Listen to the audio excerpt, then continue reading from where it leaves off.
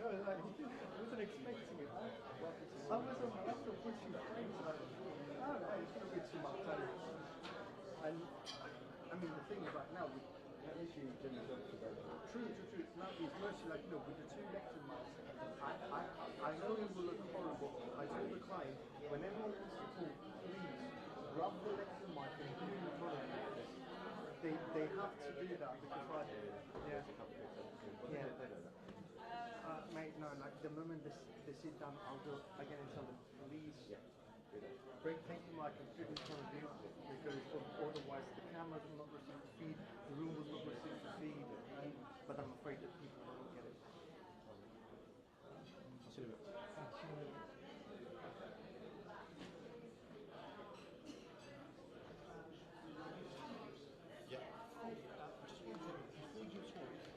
Please grab the microphone and put it in front of you so that the cameras will have a clean feed.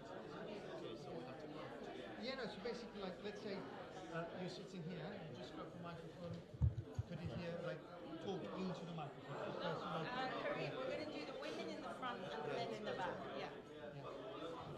Oh, at the back is Yeah. Bush mission. Yeah. And you can stand up.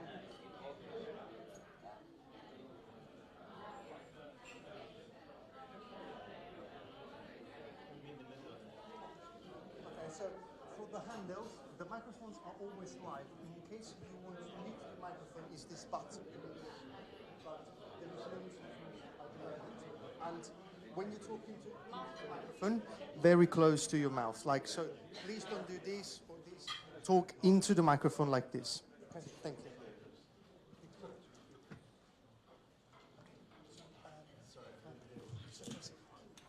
When you're talking into the microphone, please hold it in front of you, we need a clean feed for the cameras. So talk into the microphone like this, okay? Is it actually on? When you talk like he's here, it's on. This is but you can leave it on. Okay?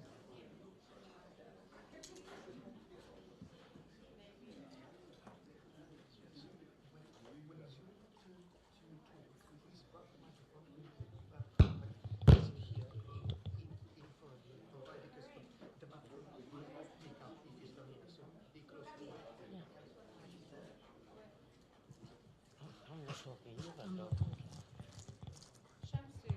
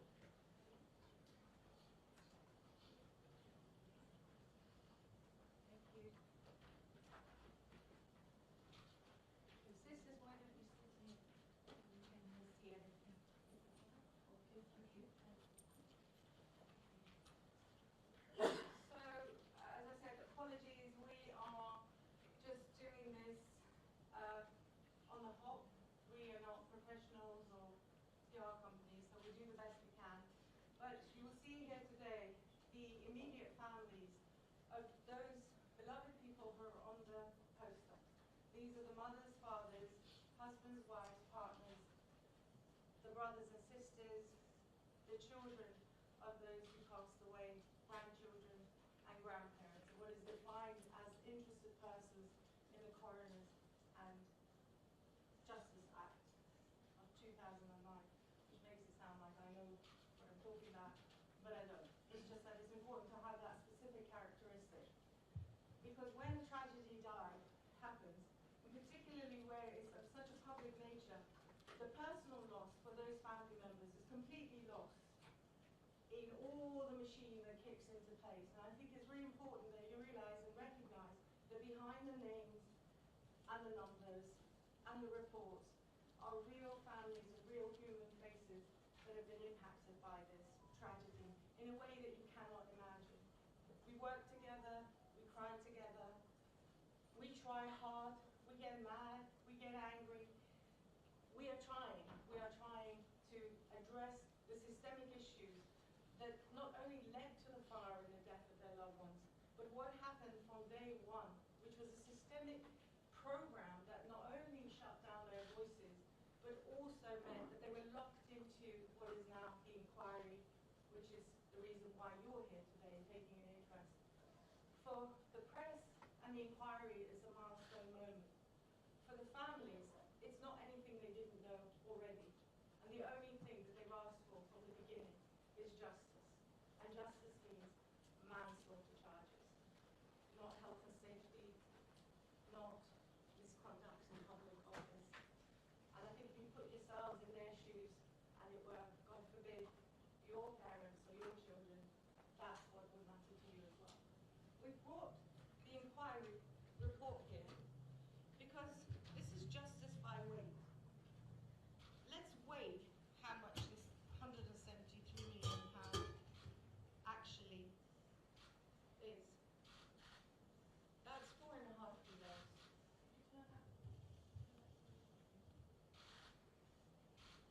Justice by weight. We put the second volume on. It says 7.5 kilos, I think.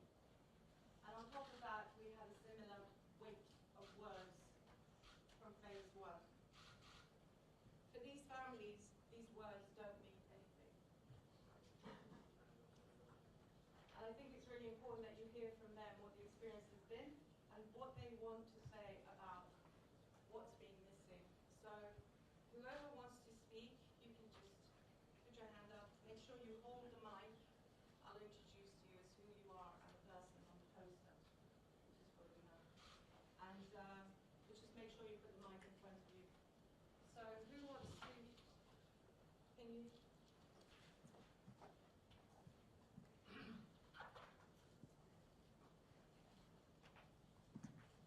His hand.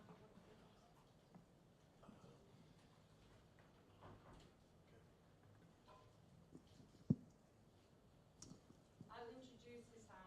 This is Hissam Shaker. He lost 6 members of his immediate family.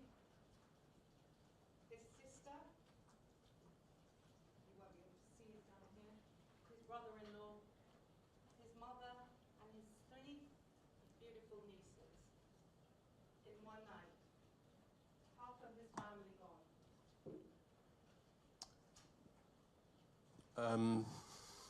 Where do you begin?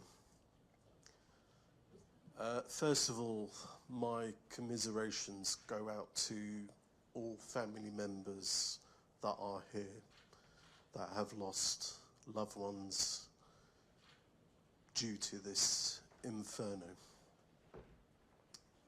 My thoughts and prayers are with you all, and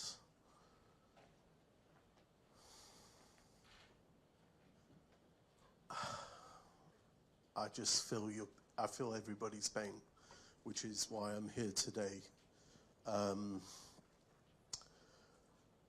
The second thing I'd like to say is I'd like to thank the inquiry for their findings, and their recommendations. But the most important thing that we need to realise and understand is we did not ask for this inquiry. This inquiry was opened on the second day of the fire. The majority of us probably didn't have solicitors, didn't know what an inquiry was, and we did not know the consequences of having an inquiry and how that would impact on our justice moving forward. So this inquiry means different things to different people. For me, as a direct kin, this inquiry hasn't taught me anything. In fact, it's delayed the justice that my family deserves. And the only person I can blame for that is the government. This government opened this inquiry to prevent social disorder in London, and due to the majority of people that died, and has, in my opinion, perverted the course of justice and needs to be held accountable and has a lot to answer. This government did not consult us in any way, shape or form, did not take our views on whether we wanted this inquiry. This inquiry was forced on us.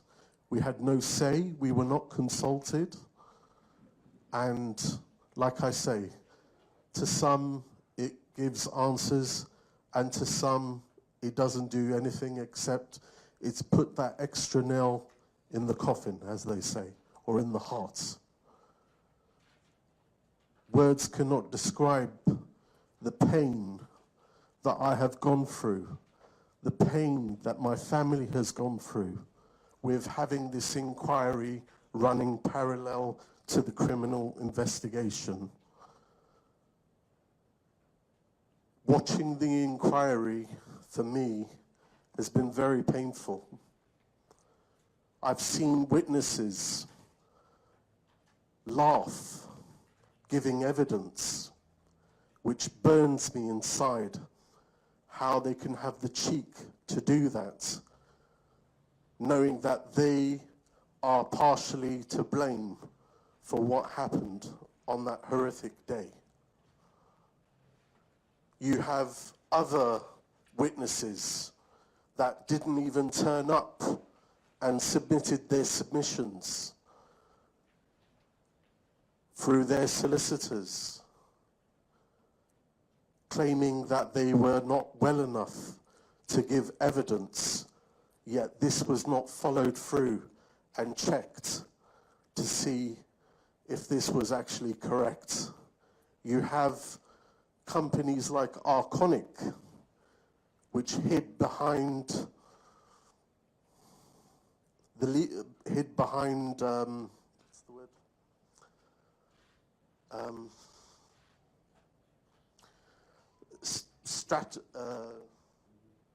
Hid behind the law of their country to not give evidence. Again, the chairman has summoned this important person to give evidence, yet it just shows you how weak our law is and the benefits of this inquiry, what it does. I'm sorry to say, but it's been a joke. I don't know how much money has been spent on this inquiry. I think it's about 170 million. But had we have had that money to pursue our own private investigation from the government, I would have taken it with open hands to pursue our own private prosecution. And I still don't understand, why is it that the inquiry was opened on the very same day of the fire or the next day. This is an abusement of power from the government. And the reason why the government has done this is because it knows that it is under criminal investigation itself. And in order to hide its findings or its responsibility to take the heat out of the situation, this is why the inquiry was opened, to prevent social disorder on London streets moving forward, and because it's under criminal investigation itself. And the problem is, nobody is able to hold this government accountable. And this will continue to happen because our laws are weak.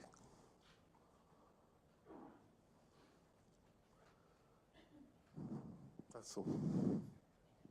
I'm sorry if I didn't present myself in the appropriate way, but when you're emotional about something or overwhelmed, it's difficult to sum up how you feel at the time of the moment.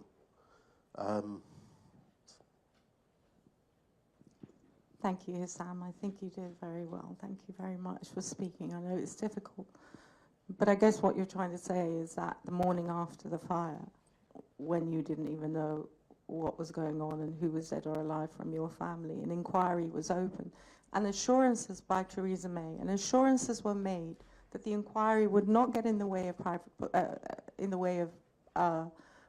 the investigation or the prosecutions. And I actually have an email, a letter, which I kept all the letters, you see, a letter signed by Alok Sharma and Nick Hurd, who were both ministers at the time, giving an assurance on 24th of June 2017 that the inquiry would not slow down prosecutions or get in the way of prosecutions or the investigation. I think it's very important to understand that when people are at their most vulnerable, governments should safeguard the victim's interests.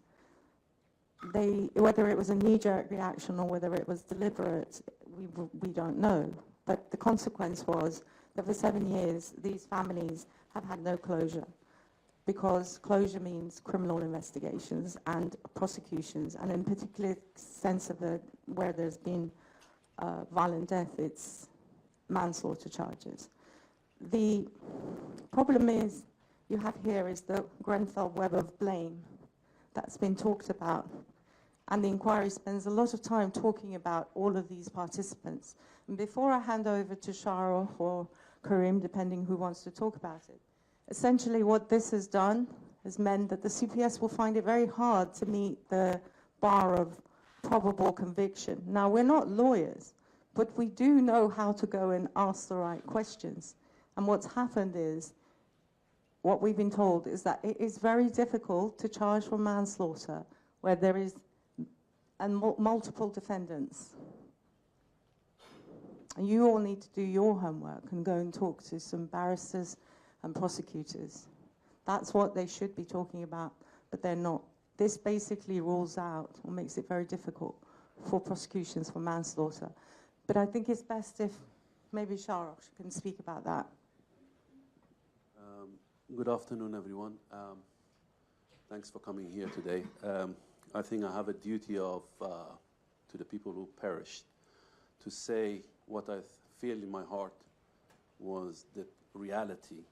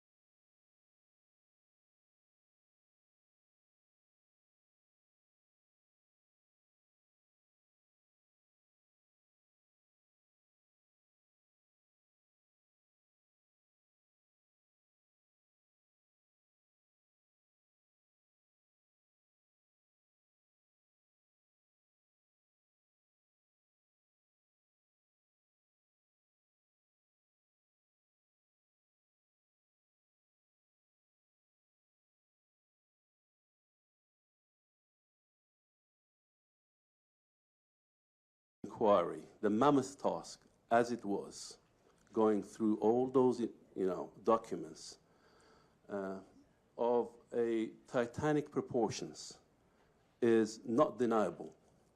But the reality is, to me, I don't have justice, and any future prosecution that is foreseeable, I don't think is worth, even thinking about, because there's probably going to be some sort of minor charges with perpetrators getting away literally with murder.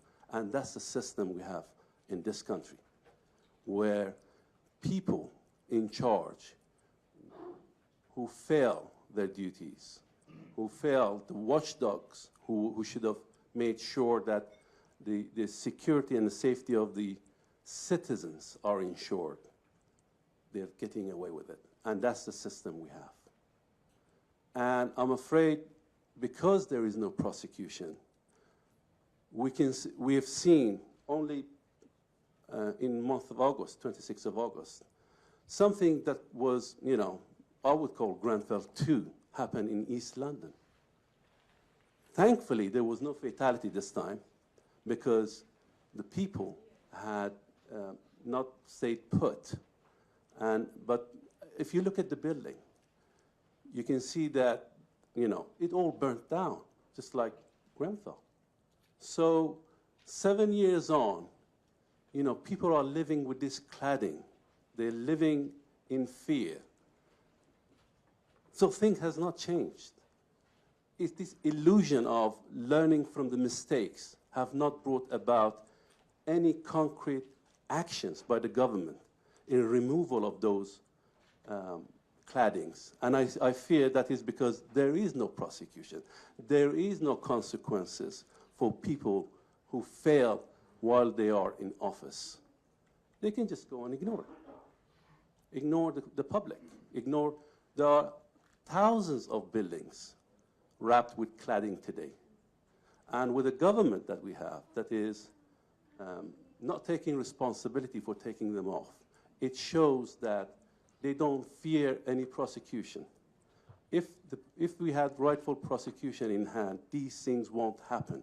Just like it doesn't happen in North America. Well, it rarely happens in America, because if things like this happen, the punitive action, the penalties are so severe that not only people, companies, corporations would go out of business, their directors would be held personally responsible. And I expect, the Crown prosecution now to tell us what sort of prosecution they're intending to have they have in mind. To me, it's a manslaughter charge, and nothing less would do. If they want to have a minor charge that leads to a small fine with suspended sentences, then I'll, bring it back to the country and tell the people, this is the country and this is the system we have. And unless it's fixed, you're not safe in your own homes. Thank you. Thank you very much. I was just asked by one of the reporters, this gentleman is Shahrukh Hamlani, who lost his mother and his aunt in the fire. He's campaigned very heavily, and his family campaigned for the PEEPs, which is the personal evacuation plans, because his mother was disabled and died in the fire. So, Can I go to Kareem now, maybe? Because, so Kareem lost his sister, Khadija Kaloufi, in the fire, and he's here with his mum and his other sister, Amal, and his mother, Zohra, who's sitting in the front. Kareem. I'm Kareem Kaloufi, Khadija's brother.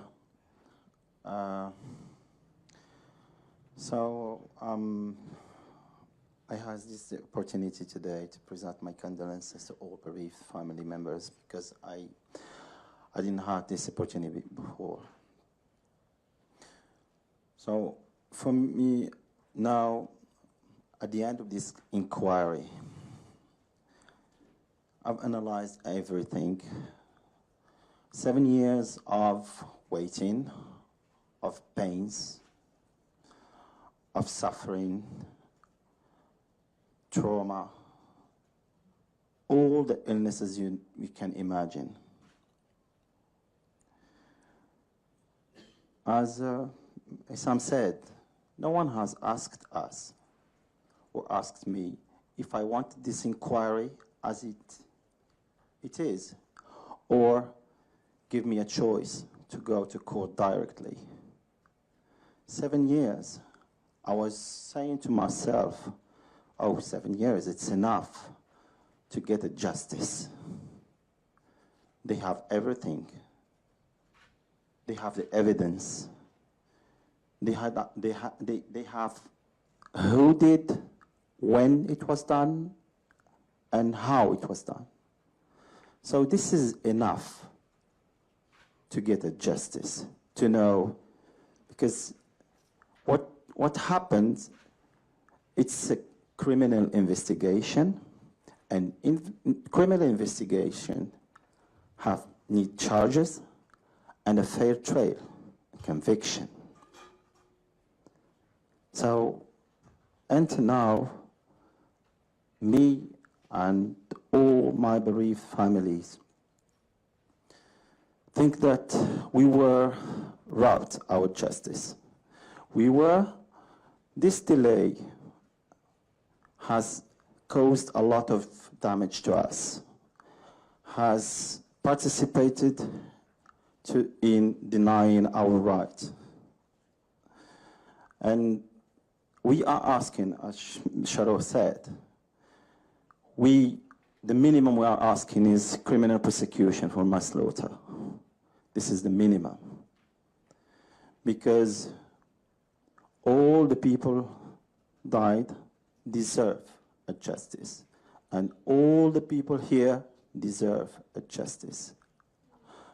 Nothing will be extinguished, or nothing will disappear inside what we are feeling now if we don't have this justice. Together, we will stop fighting for justice, because we know that there is a right for justice, and we will seek for the justice. We will go to, probably, and with the help of Grenfell, next of kin. Now we are preparing ourselves to see the Prime Minister and also the Minister of Justice, the CPS, the police, to fight, not to fight, but to tell them we have a right of justice and we want it. How it's going to be. People here are looking for that. So shall we wait for 2 years, 3 years, 4 years? Maybe my mom will die. Maybe I will die and not having this justice. My mom, she's stuck here for 7 years. She kept moving from a hotel to another hotel, to another hotel, to another hotel, making a lot of effort, bearing all the nice things and the bad things, because we didn't have the right treatment. We were discriminated. And we were a minority, but we are a strong minority who have the right to seek for the justice. We are going forward now, and we want to move on. And what I'm going to say about the inquiry has ended today. We have no lawyers, no more. But we have these people who are full of strength, full of anger. They will not let down. They will go on. They will continue to seek for this right. What was said and what is contained in the final report, it's all this detail that everybody knows. Okay, I'm not saying that from this report, nothing will emerge. A lot of resolution, a lot of recommendation, a lot of improvement will be here. It's good, as I said before, it's good for British citizens, for law, for the coming generation. They are improving their life, yeah, but it's not for good for us, bereaved families, because we prioritize the justice. No. So I'm going to end and say, I believe in justice in Britain. This is Great Britain. How come? People or other countries are following Great Britain as a model. So we cannot have this justice. So we need just to knock the door and go to the right persons who will help us getting this justice over. Thank you. Thank you very much, Karim. Okay. All right. So I'm just going to read this email that I referred to that was signed by Nick Hurd and Alok Sharma, which said, the inquiry will not delay the conclusion of the police inquiry, which will draw on the fire investigation. If criminal proceedings result from these investigations, they will be a matter for the independent prosecution authorities, and we would not expect them to be delayed by the establishment of the public inquiry. And of course, the opposite happened. And this was signed by Alok Sharma and Nick Hurd. And probably you didn't even receive that letter, because this was on the 24th of June, and probably you were going from hospital to hospital or whatever. Yeah. So, yeah, it's a very, when we talk about learning lessons, perhaps we should learn that lesson. I just wonder actually whether we could hear from some of the women. We have a lot of strong women involved in this situation. Actually, Flora's just arrived as well. But I wonder if Sister Mariam, who's actually herself a survivor, but she's going to speak for Hayat El Sanusi, who lost her sister and her nephew and her niece. And Mariam, if you can just say what Hayat has expressed with you, because sometimes it's just very difficult for people to actually speak in front of the camera, so they've had their discussion before. And keep it brief.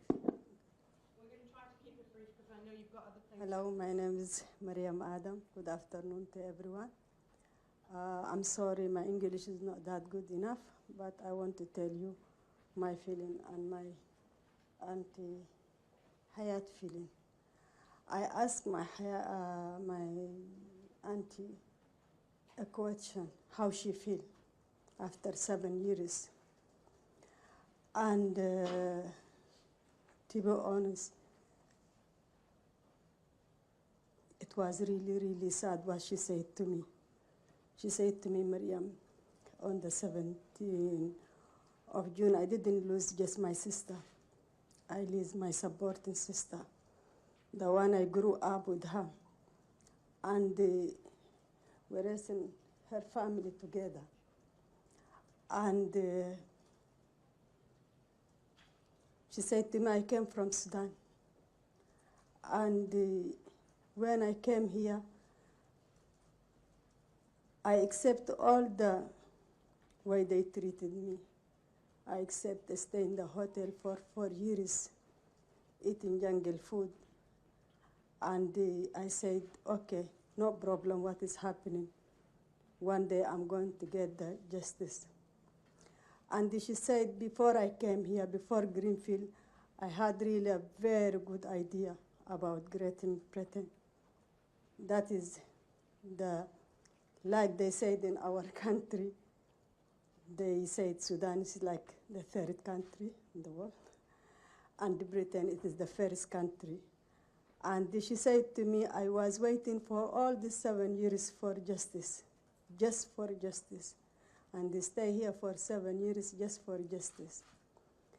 And She said, and I was thinking, no one up to the law. But I found that it is not true. And I'm really sorry to feel that. She said, I lost my sister, my beloved sister, her 2 young children, her nephew and her niece, very succeeded. They are studying university. So they came just to celebrate their mom, the Eid with their mom, but they, inshallah, I hope they're Eid in heaven. And she said, we only things we are asking is justice. So she said, I'm here, and I'm living here, and I'm so worried to happen what happened to my sister. And in our belief, justice is more important, because if you don't charge someone in criminal is going to continue. And what happened to Greenfield is going to happen to the others if we are not charged. So, and I believe for my inside, truth is going to win, and the law is going to win. And I'm waiting that to happen. And I wish if I can do anything to get the justice for my family. And I hope that is going to happen. Myself also, I have a very good memory with Auntie Fathia. When I moved in Greenfield, 2008, she was the first person I met in the lift. And the first person welcomed me in that family. And I hope the 72 people, they pass away. There is some children, I look after them in Greenfield nursery. And even some of them, I don't know if they were living in Greenfield. I found just after the fire. So please, please, I want really justice for them. And inquiry is finished. Even now, we don't have anyone to fight for us. And Auntie Hayat, she's really not feeling well. And I think no one feeling well. Even we are just a Greenfield resident, we are not feeling well. What about this lost their best loved ones?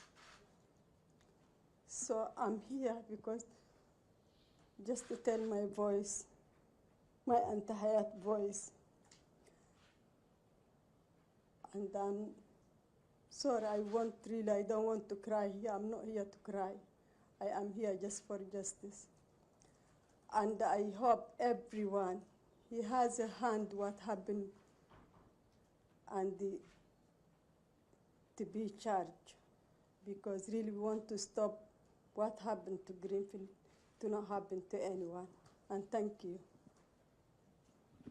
Thank you very much, Mariam. I hope you're okay. I'll come talk to you in a minute. I just want to keep it really focused now because I know we've kept the press here for a while and we want to hear from as many voices as possible. So if I just move across, Marian, would you like to speak? Marian is here with her mother, Betty, and Mary Mendy and Khadija Say, the very talented artists that you have probably heard from. Mary Mendy is Betty's sister. So Marian is going to speak on behalf of her mother. And I think, just so that we can hear from lots of voices, I don't mean to cut anyone short, but let's just try to keep it moving.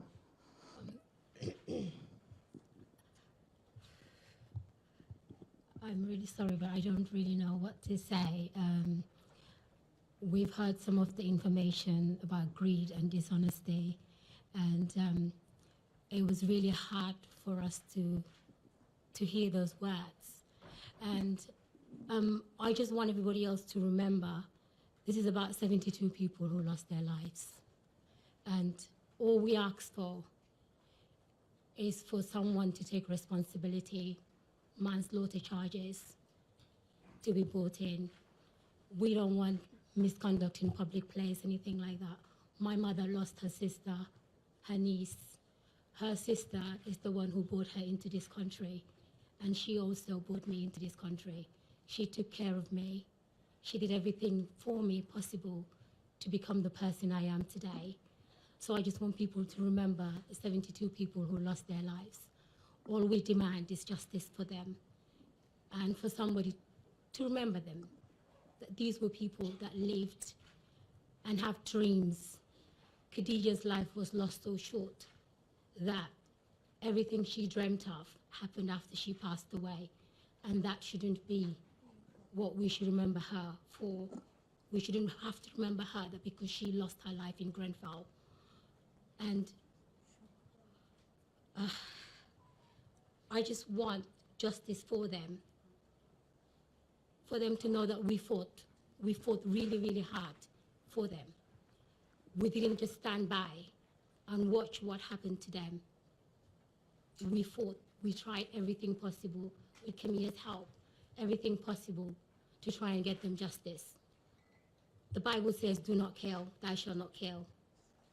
So we demand justice for that. Thank you. Thank you very much, Marion. That was very well put.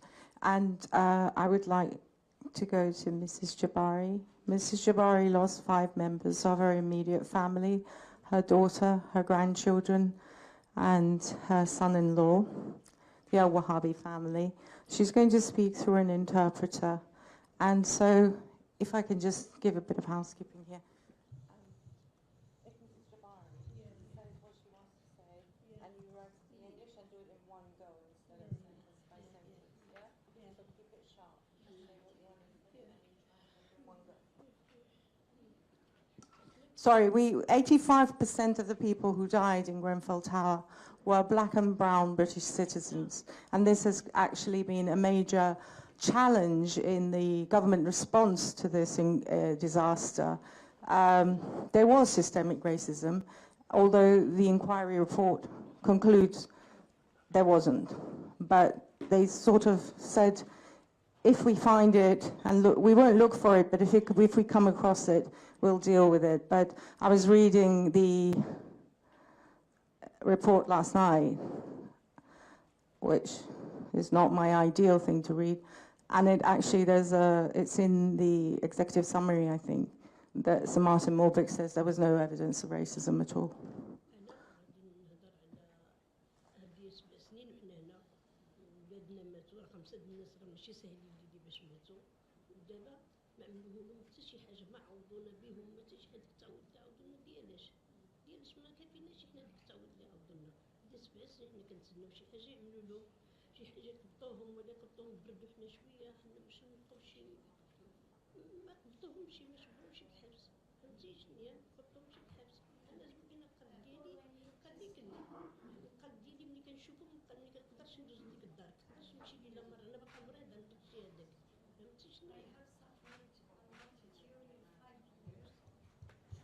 I have suffered a lot during 5 years and endured a lot because of the big loss. I lost my daughter with her children and her husband.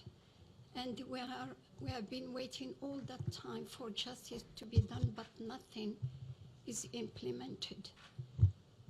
They gave us a compensation, but it will not make up for the big loss I had. And I have been so ill, and I am enduring a lot because of what happened. And I still suffer from that post-traumatic disorder.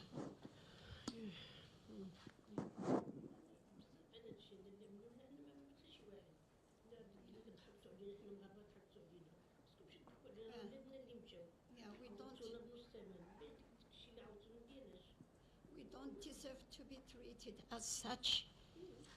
We need justice to be done because it's a big loss. it was a big loss. And we're still waiting for justice to be done, but nothing is done. I still suffer from what happened. I still suffer from post-traumatic disorder. In fact, I endured a lot because I lost my daughter with her children and her husband, 5 people in one go. But still justice is not implemented. What happened is a catastrophe, but the inquiries come to an end and nothing is done about it. All we got is a little amount of money compensation that wouldn't make up for the loss, the big loss I had. Did you want to say anything else, Mrs. Jabari? Are you okay? Thank you very much. Can I go to Francis? Francis Dean. If Francis, you can stand up, because Zainab Dean and Jeremiah Dean, her little toddler, passed away in the fire. And without telling the whole story, which Francis finds very traumatizing, I think you should appreciate that though the names and numbers and so on are there, the story of actually what people experience is so harrowing. And for Francis, he was captured on the police camera as he was on the phone to Zainab in the tower, begging her to come out. And he stayed on the phone with her, passed the phone to the firefighter to speak with her because he just couldn't take it anymore. And she described how her son had passed away in front of her, and then the firefighter passed the phone back to him and just said, "Tell her you love her." And then the phone died. So I tell you that, not to be gruesome, but I think you have to realize that the people sitting in front of you have had 7 years of going into the minutiae of the details and living and reliving it, and through the inquiry. And so the inquiry process itself actually becomes quite a traumatizing or re-traumatizing process in itself. So there are a lot of lessons to be learned about how this was done and the order in which it was done. And then to end up where the fire brigade as an organization, or the individual firefighters, are essentially off the hook. I think that has made a lot of people quite angry as well, because they're the ones that suffered the loss of life. So Francis, if you want to speak about whatever you want to speak about, and feel free to speak about the firefighters as well, because I know they're sort of almost like untouchable in terms of this story. Well, thank you, Kimia. First of all, I want to thank the press for coming. Thanks for your support. And also, I want to thank Sir Martin Mobic for the report. I guess they've done a very hard work. It's taken 7 years to get to this point. But for me, I think 7 years is delay of justice, because we deserve justice. I mean, if I could go back to the night of the event, look how fast the building catch fire. It takes like 10 minutes, you know, and nobody is to be blamed, and everyone is just passing the blame to each other. Is that fair? That 72 lives died, you know. That night, from that night, I've not been the same person. Mentally, I'm messed up. I suffer from PTSD, and obviously, for stuff that happened in the past, it led to me losing my job. Right now, currently, I'm unemployed. But what we demand, we are demanding justice for these lives that died. People that died there, you know, people were screaming. So for me, it's always difficult to talk about it, because it's like, you just take me straight away back there. So I just try to compose myself as best as I can. But the government actually promises justice. You know, this was a previous government, and I do hope this current government can take up that lead and assure us that we are going to get justice. And we are also demanding justice. That's all I've got to say. Thank you. Thank you, Francis. Just wanted to bring in the Samimi family here. They lost their mother and their auntie, and so Rahila Samimi, Masumi Samimi, and Melina Samimi, who is a bright spark because she's doing really well at university. We're very proud of you because it has been particularly difficult for the young people who've had to keep going despite everything they're experiencing. Their futures are at risk when something like this happens. So Melina lost, obviously, grandma and auntie. So what would you like me to do? Do you want to speak through the interpreter? Yeah. با از طرف این آقا صحبت کنی، یعنی من این statement رو نمیخونم. شما از باز interpreter صحبت کنی. Okay. I have a statement from them, but I think it's just better if they just speak through the interpreter. زیادم طولانی است. Okay. Thank you.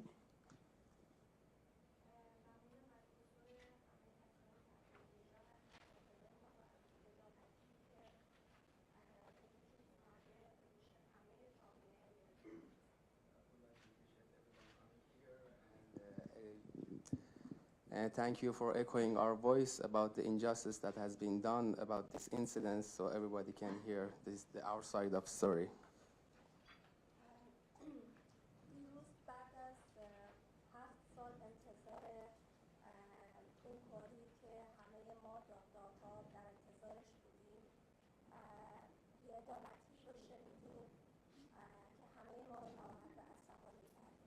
So after waiting for 7 years for a final result, we heard this injustice that made things difficult for us, that was basically just not acceptable, what we heard.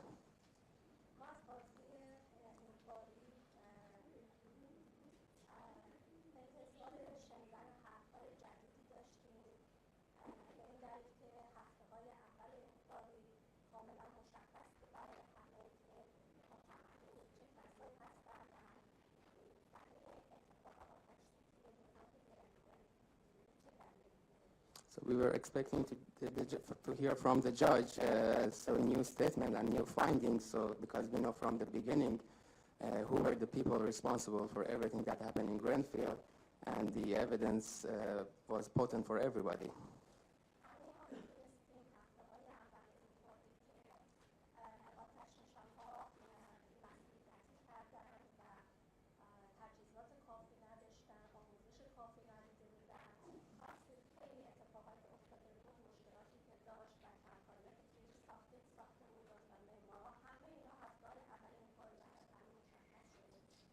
So in the first weeks of the inquiry, everybody knew there were a problem with the firefighters. They weren't trained enough, they didn't have enough equipment, and the council was responsible for many shortcomings and many things that was, many policy, safety policies that was not implemented properly, and everybody knew from the early weeks that these are the evidence and who are responsible.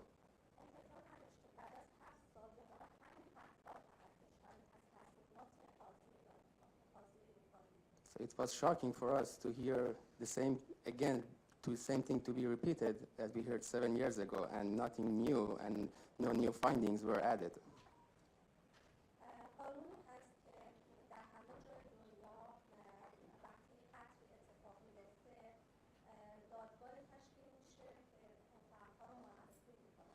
So in any part of the world when the manslaughter happened, there is a court, and a judge will prosecute the people who are, the person or people who are responsible for this crime.